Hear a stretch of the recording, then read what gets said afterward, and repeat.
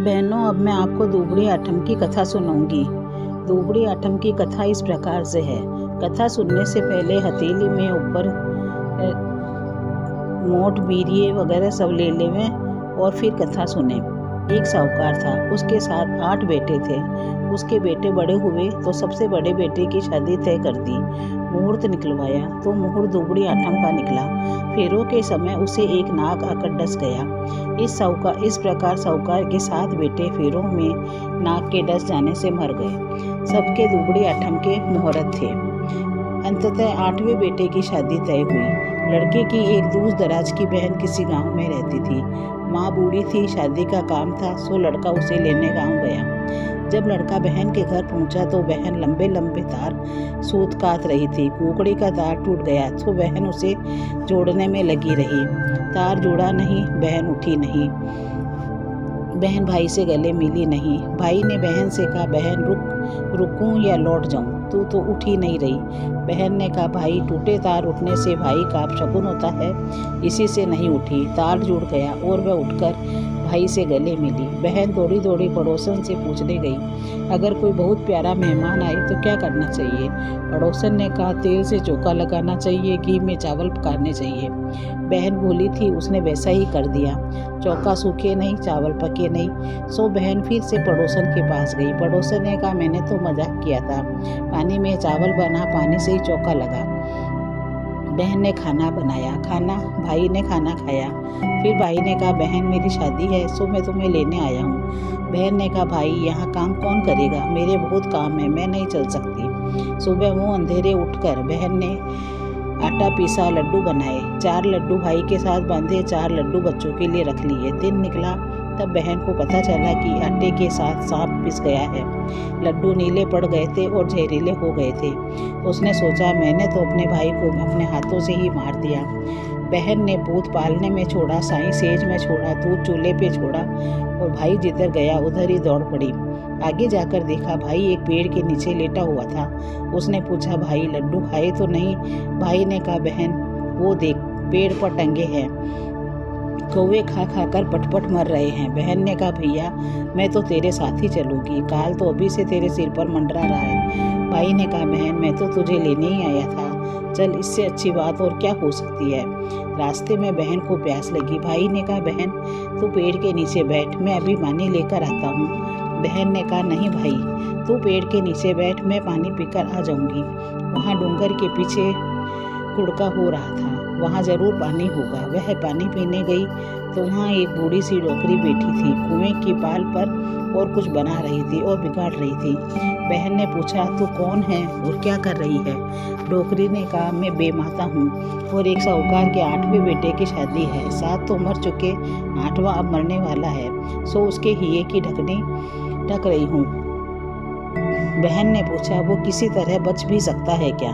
बेमाता ने कहा, अगर उसके कोई दूर पास की बहन बुआ हो जो दुबड़ी आटे की पूजा करती हो, वह उल्टे उल्टे नेक करे, गाली निकाले, करण कोसे अर्थात हर तरह के अपशगुन करे और बारात में साथ जावे, तेली से तांत लावे, कुम्हार से हांडी ढक्कन लावे और काचा करवा लावे और फेरों में नाक डसने आवे, उसे काचे करवे में कच्चा दूध पिलावे और वो पीने लगे, तब हांडी में बंद कर ढक्कन लगाकर तांत से बांध दे, तो यह काल की घड़ी टल सकती है।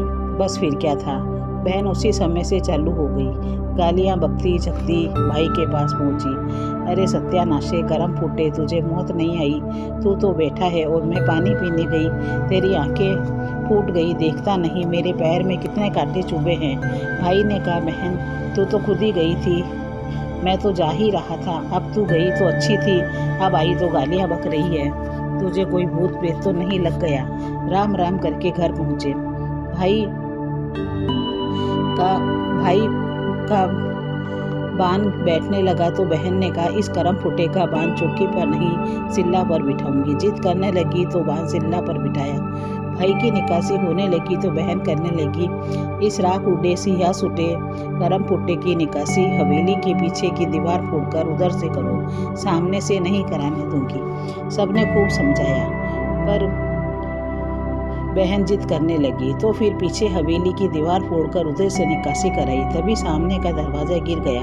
सबने कहा भाई को बहन ने बचा लिया, नहीं तो अभी मर गया होता। अब बहन ने कहा मैं बारात में साथ चलूँगी। सबने कहा भाई बारात में औरतें नहीं जाती, और फिर तू इस तरह गालियाँ वहाँ बकेगी तो अच्छा नहीं लगेगा।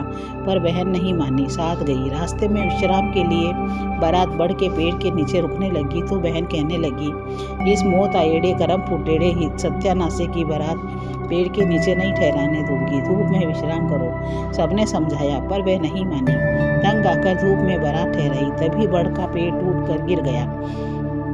सब बाराती कहने लगे यह कुछ जानती तो है, अभी बड़ के पेड़ के गिरने से न जाने कितनी जाने चली जाती। समधी के द्वार पर बहन ने जिद करके पीछे के द्वार पर तोरण कराया। इस करम फुटे सत्यानाशी का तोरण सामने के द्वार से नहीं करने दूंगी, और आरती चौमुखी दीपक से नहीं करने दूंगी। जगमगाते खीरे की थाली भरकर लाओ, उसी से आरती करेंगे। बारातियों ने समधी से कहा भाई ये जो कहे वही करो। तोरण मारते वक्त सामने का दरवाजा गिर गया। आरती करते वक्त ऊपर से सांप आकर गिरा तो जगमगाते खीरों में जल गया। खीरे न होते तो सांप दूल्हे को काट खाता। फिर बहन जिद करके फेरों में बैठी। 2 फेरे होते ही सांप आया। बहन ने सांप के आगे कच्चे दूध का करवा रख दिया। सांप दूध पीने लगा तो बहन ने उसे दांत से बांधकर हांडी में डालकर ढक्कन लगाकर घोड़े के नीचे दबा दिया और कहा अब निश्चिंत होकर फेरे करो। उसी समय नागिन सुसाती पुपाती आई, कहने लगी पापन हत्यारन छोड़ मेरे सांप को। बहन ने कहा तू तो एक घड़ी में ही दुखी हो गई, मेरी तो 7 भाभी कब से दुखी बैठी है। सपनी ने कहा जा 1 छोड़ा। बहन ने कहा बाकी 6 क्या करेगी। सपनी ने कहा दादा 2 छोड़े। बहन ने कहा बाकी 5 का क्या होगा। इस प्रकार बहन ने 7 भाई जीवित करवा लिए। फिर सांप को छोड़ा।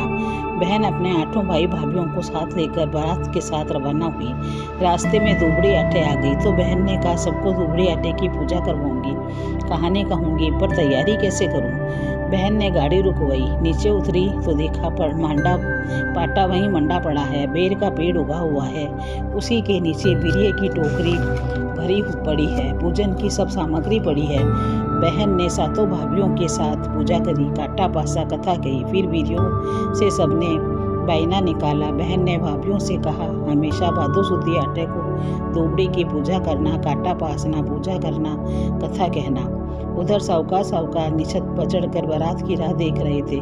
सोच रहे थे अभी कोई आकर कह देगा तुम्हारा 8वां बेटा भी मर गया तो बस छत से कूद कर जान दे देंगे। तभी पनियारियों ने आकर कहा स्वागत की तैयारी करो, तेरी बेटी 8 भाई 8 भाभीियों को लेकर आ रही है। साहूकार ने बोले ताने मारती हो या मजाक करती हो। तो पनियारियों ने कहा हम सच कह रहे हैं। बहू के स्वागत होते ही बहन ने कहा माँ मैं चली अपने गाँव। माँ ने कहा बेटा कुछ दिन अपनी भाभीियों के साथ रहो। बहन ने कहा माँ पूत पालने में साई सेज में गाय बाड़े भैंस बाड़े छाछ बिलोने दूध चूल्हे पर छोड़कर दौड़ चली आई थी। मेरे बहुत से काम है, मैं रुक नहीं सकती। भाइयों ने बहन को बहुत कुछ दे दिया, दिवाकर ससुराल पहुंचा दिया। दुबड़ी माटे माता उनका भला करा वैसा सबका करना। कहानी कहने वाले सुनने वाले उकारा भरने वाले सबका भला करना।